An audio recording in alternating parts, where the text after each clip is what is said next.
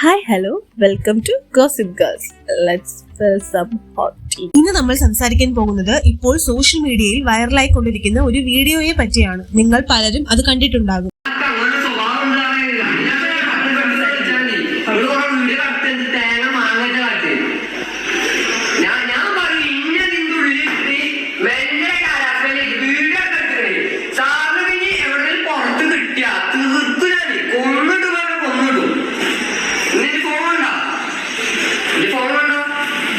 സംഭവിച്ചത് എന്താന്ന് വെച്ചാൽ പാലക്കാട് ആനക്കര ഹയർ സെക്കൻഡറി സ്കൂളിലെ +1 വിദ്യാർത്ഥിയുടെ ഫോൺ പ്രിൻസിപ്പൽ പിടിച്ചു വച്ചതിനെ തുടർന്ന് ടീച്ചേഴ്സിനോട് വളരെയധികം ഡിസ്റെസ്പെക്റ്റോടുകൂടി ആ കുട്ടി സംസാരിക്കുകയും ടീച്ചേഴ്സിനെ കൊലപ്പെടുത്തുമെന്ന് ഭീഷണിപ്പെടുത്തുകയും ചെയ്തു. സ്കൂളിലെ ടീച്ചേഴ്സ് ആ സ്റ്റുഡന്റിന്റെ ഇത്തരം ഭീഷണി റെക്കോർഡ് ചെയ്ത് സോഷ്യൽ മീഡിയയിൽ ഷെയർ ചെയ്തു.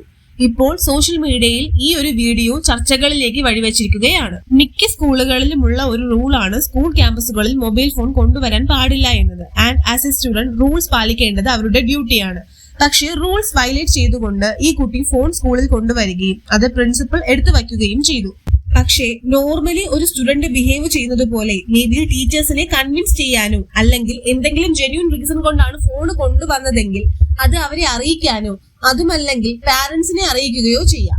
ബട്ട് ആ കുട്ടി അധ്യാപകനോട് സംസാരിച്ച രീതി ഒരിക്കലും അംഗീകരിക്കാനാവുന്നതല്ല. താൻ പുറത്തിറങ്ങിയാൽ തന്നെ കൊന്നുകളയും, തന്നെ പുറത്ത് കണ്ടോളാം എന്നുള്ള ഭീഷണികളും അധ്യാപകരോട് സംസാരിക്കുമ്പോഴുള്ള ബോഡി ലാംഗ്വേജും എല്ലാം വളരെ ഡിസ്റെസ്പെക്ട്ഫുൾ ആണ്.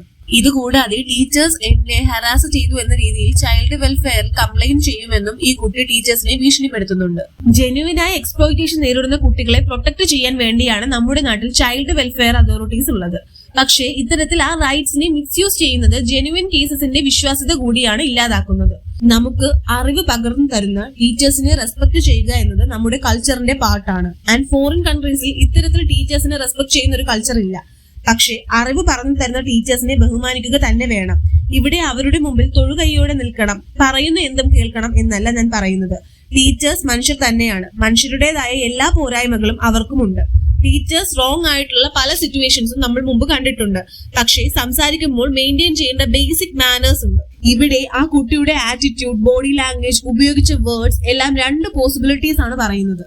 അതിൽ ഒന്നാമത്തേത് പാരന്റിങ്. കുട്ടിയുടെ പാരന്റ്സ് മാത്രമാണ് അയാളുടെ ബിഹേവിയറിന് കാരണമെന്നല്ല പറയുന്നത്. പക്ഷേ 16 വയസ്സുള്ള ഒരു കുട്ടി ഇത്തരത്തിൽ സൊസൈറ്റിയിൽ ബിഹേവ് ചെയ്യുന്നതിൽ പാരന്റ്സിനും പങ്കുണ്ട്. ഒന്നുകിൽ താൻ എന്തു ചെയ്താലും പാരന്റ്സ് സപ്പോർട്ട് ചെയ്യും എന്നുള്ള ഉറപ്പ്, അല്ലെങ്കിൽ പാരന്റ്സിൽ ആരുടെയെങ്കിലും ബിഹേവിയർ ആ കുട്ടി റിഫ്ലക്ട് ചെയ്യുന്നതാകാം. രണ്ടാമത്തെ പോസിബിലിറ്റി സോഷ്യൽ മീഡിയയുടെയും മൂവീസിന്റെയും ബാഡ് ഇൻഫ്ലുവൻസ് ആകാം. സോഷ്യൽ മീഡിയയിൽ പവർഫുൾ ആയി ഷോക്കേസ് ചെയ്യുന്ന സിഗ്മ ബിഹേവിയർ അല്ലെങ്കിൽ മൂവീസിലെ മാസ് ഹീറോ ഇംപ്രഷൻ, ഇത്തരത്തിലുള്ള ആറ്റിറ്റ്യൂഡ് വളരെ പവർഫുൾ ആൻഡ് അട്രാക്റ്റീവ് ആയിട്ടുള്ള മെയിൽ പേഴ്സണ കിട്ടുന്നു എന്നാണ് ഇവരുടെ തോട്ട്. ബാക്ക് ടു ബാക്ക് ഇത്തരത്തിലുള്ള ടോക്സിക് ട്രേറ്റ്സ് കുട്ടികളുടെ കൺമുമ്പിൽ എത്തുമ്പോൾ ഇത്തരം ബിഹേവിയർ റിയൽ ലൈഫിലും അവർക്ക് പവർ ആൻഡ് റെസ്പെക്ട് നൽകുമെന്നാകാം അവരുടെ ചിന്താഗതി. But let me break it to you, ഒരിക്കലും മറ്റൊരാളെ ഡിസ്റെസ്പെക്ട് ചെയ്യുന്നത് കൊണ്ട് നിങ്ങൾക്ക് റെസ്പെക്റ്റോ പവറോ കിട്ടില്ല.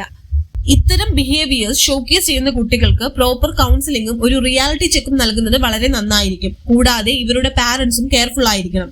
കുട്ടികളുടെ മുമ്പിൽ ഒരുപാട് ഓപ്പർച്യൂണിറ്റീസും പ്രിവിലേജസും ഉണ്ട്. അത് കുട്ടികൾ എങ്ങനെ യൂസ് ചെയ്യുന്നു എന്നതും നിങ്ങൾ വളരെ ക്ലോസ് ആയി തന്നെ സൂപ്പർവൈസ് ചെയ്യേണ്ട ഒന്നാണ്. ഈ ഒരു വീഡിയോ പറ്റിയും ഈ ഒരു ടോപ്പിക്കിനെ പറ്റിയും നിങ്ങളുടെ അഭിപ്രായങ്ങൾ ദയവായി കമന്റായി രേഖപ്പെടുത്തുക. That's it for the video. If you like this video, please do like, comment and share. For more videos, do subscribe and enable the bell button. Thank you.